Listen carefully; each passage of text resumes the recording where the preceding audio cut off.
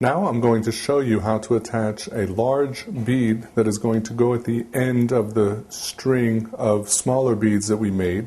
The reason why we have this bigger bead is because it gives weight to the entire string, and that's going to help it, the string of beads, swing back and forth much quicker and much stronger.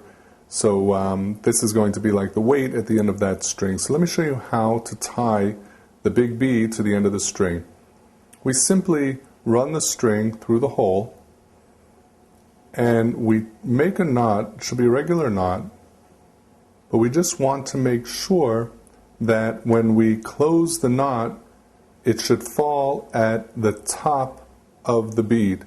The reason for this is because we don't want to see the knot, and the other beads are going to be strung onto the string and sit on top of the big bead.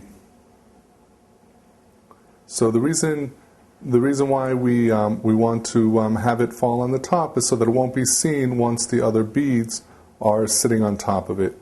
And that's also one of the reasons why we use a fishing line, because the fishing line is clear and it also helps us so you don't see the string wrapped around the big bead.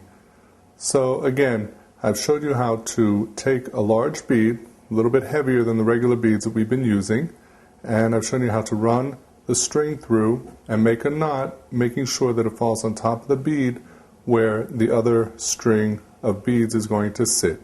And this will be our weight for the entire string of beads.